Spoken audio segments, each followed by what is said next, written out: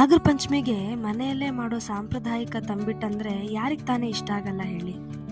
ಅಂದಹಾಗೆ ಇವತ್ತಿನ ರುಚಿ ಏನು ಗೊತ್ತಾ? ತುಂಬ ಕಡಿಮೆ ಸಾಮಗ್ರಿಗಳಲ್ಲಿ ಸುಲಭವಾಗಿ ಮಾಡಬಹುದಾದ ತಂಬಿಟ್ಟು. ಈ ಬಾರಿ ನಾಗರ ಪಂಚಮಿಗೆ ನೀವು ಮನೆಯಲ್ಲಿ ಟ್ರೈ ಮಾಡಿ ನೋಡಿ. ಮೊದಲಿಗೆ 1 ಕಪ್ ಹುರಿಗಡ್ಲೆನ ಚೆನ್ನಾಗಿ ನುಣ್ಣಗಾಗೋ ರೀತಿ ಪುಡಿ ಮಾಡ್ಕೊಳ್ಳಿ.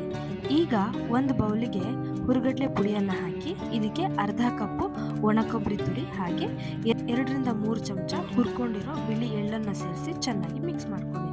ಇದಕ್ಕೆ ಈಗಾಗಲೇ ತಯಾರು ಮಾಡ್ಕೊಂಡಿರೋ ಬೆಲ್ಲದ ಪಾಕವನ್ನು ಸ್ವಲ್ಪನೇ ಹಾಕ್ಕೊಂಡು ಚೆನ್ನಾಗಿ ಕಲಿಸ್ಕೊಂಡು, ಪಾಕನ ಒಮ್ಮೆಲೆ ಜಾಸ್ತಿ ಹಾಕೊಳ್ಳೋಕೆ ಹೋಗಬೇಡಿ, ಎಷ್ಟು ಬೇಕೋ ಅಷ್ಟು ಮಾತ್ರ ಹಾಕ್ಕೊಂಡು ವಿಡಿಯೋದಲ್ಲಿ ತೋರಿಸಿರೋ ರೀತಿ ಸಿಲಿಂಡ್ರಿಕಲ್ ಶೇಪ್ ಮಾಡಿಕೊಂಡು ರೆಡಿ ಮಾಡ್ಕೊಳ್ಳಿ.